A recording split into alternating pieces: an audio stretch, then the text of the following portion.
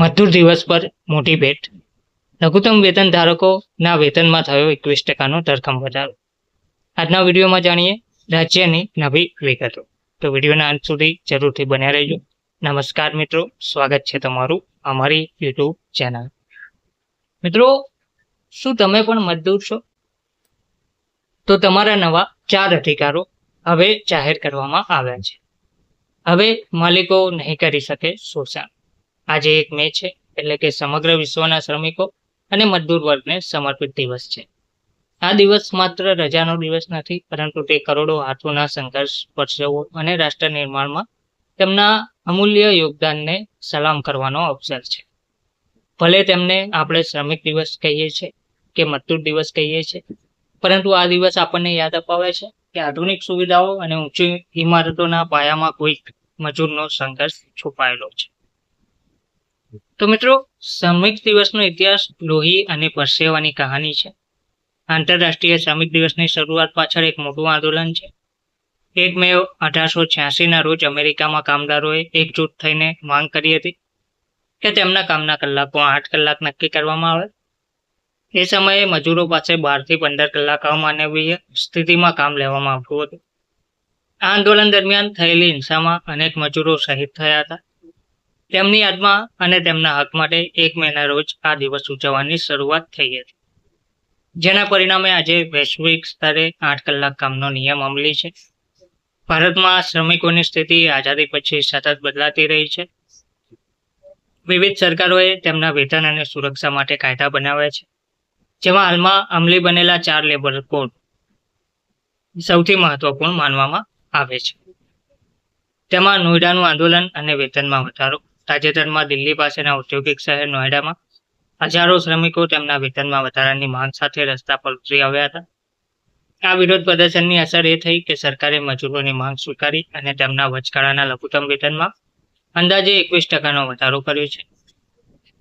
આ એક મોટી જીત સમાન છે, જે દર્શાવે છે કે જ્યારે શ્રમિકો સંગઠિત થાય છે, ત્યારે સત્તાધીશોએ તેમની વાત સાંભળવી જ પડે છે. ભારતમાં ક્યાં મળે છે સૌથી વધુ અને ક્યાં સૌથી ઓછું વેતન? તો ભારતમાં રાજ્ય પ્રમાણે શ્રમિકોના વેતનમાં મોટી અસમાનતા જોવા મળે છે. જો આપણે સરેરાશ માસિક પગારની વાત કરીએ તો સૌથી વધુ વેતન આપતા રાજ્યોમાં મિઝોરમ આ યાદીમાં મોખરે છે, જ્યાં સરેરાશ માસિક વેતન 37,169 રૂપિયા સુધી મળે છે. ત્યારબાદ નાગાલેન્ડ, અરુણાચલ પ્રદેશ, ગોવા, મહારાષ્ટ્ર, હરિયાણા અને કર્ણાટક જેવા રાજ્યો આવે છે, જ્યાં વેતન 25,000 થી 31,000 રૂપિયાની વચ્ચે રહે છે. સૌથી ઓછું વેતન આપતા રાજ્યો ઉત્તર પ્રદેશ, ત્રિપુરા, છત્તીસગઢ, પશ્ચિમ બંગાળ અને પંજાબમાં મજૂરોની હાલત પ્રમાણમાં નબળી છે. અહીં સરેરાશ વેતન 16,467 થી 18,424 રૂપિયાની આસપાસ જ હોય છે. નવી વેતન સુધારણા. ઉત્તર પ્રદેશ અને હરિયાણાના દાખલા. 1 એપ્રિલ 2026થી ઉત્તર પ્રદેશ અને હરિયાણા જેવા રાજ્યોએ લઘુત્તમ વેતન દરોમાં સુધારો કર્યો છે, જેની સીધી અસર લાખો કામદારો પર હવે પડી રહી છે. નવી વેતન સુધારણા. 1 એપ્રિલ 2026થી ઉત્તર પ્રદેશ અને હરિયાણા જેવા રાજ્યોએ લઘુત્તમ વેતન દરોમાં સુધારો કર્યો છે, જેની સીધી અસર લાખો કામદારો પર પડી રહી છે. હરિયાણાની સ્થિતિ. અકુશળ શ્રમિક લઘુત્તમ 15,220.71 રૂપિયા પ્રતિમાસ. અર્ધકુશળ સેમી સ્કિલ્ડ 16,780.74 રૂપિયા પ્રતિમાસ.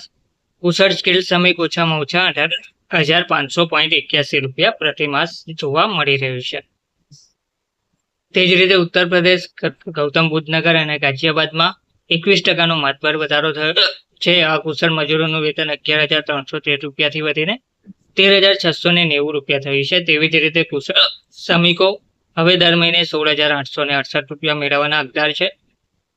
રોજના હિસાબે જોઈએ તો કુશળ શ્રમિકને અંદાજે 536.16 રૂપિયાની દિહાડી મળવી જોઈએ. નવા લેબર કોડ. શ્રમિકોના બદલાતા અધિકારો. ભારત સરકારે શ્રમિકોની સુરક્ષા અને કલ્યાણ માટે 4 નવા લેબર કોડ રજૂ કર્યા છે. આ કાયદાઓ માત્ર વેતન પૂરતા સીમિત નથી, પરંતુ કામદારના જીવન ધોરણને સુધારવા માટે છે. જેમાં જે 4 કાયદાઓ છે, જેમાં નિમણૂક પત્ર, એપોઇન્ટમેન્ટ લેટર. હવે દરેક કર્મચારીને લેખિત નિમણૂક પત્ર આપવો અનિવાર્ય છે. આનાથી નોકરીની સુરક્ષા વધશે અને શોષણ ઘટશે. સામાજિક સુરક્ષા. ગીગ અને પ્લેટફોર્મ વર્કર્સ જેમ કે ડિલિવરી બોયઝને પણ હવે સામાજિક સુરક્ષાના દાયરામાં લાવવામાં આવ્યા છે. તેમને પણ પેન્શન વીમો અને ESIC જેવી સુવિધાઓ મળશે. સમયસર વેતન માલિકોએ સમયસર પગાર ચૂકવવો જ પડશે. જો વિલંબ થશે તો તે કાયદાકીય ગુનો ગણાશે. આનાથી મજૂરોનો માનસિક તણાવ ઓછો થશે. મફત સ્વાસ્થ્ય તપાસ 40 વર્ષથી વધુ ઉંમરના કામદારો માટે વર્ષમાં એકવાર મફત હેલ્થ ચેકઅપ કરાવવાની જવાબદારી કંપનીની રહેશે. મહિલાઓ માટે સમાંતર મહિલાઓ હવે તેમની સહમતિથી રાત્રિપાળીમાં પણ કામ કરી શકશે. સુરક્ષાના પૂરતા નિયમો સાથે તેમને ઉચ્ચ વેતન ધરાવતી નોકરીઓમાં સમાન તક આપવાની જોગવાઈ પણ જોવા મળી રહી છે. ધન્યવાદ.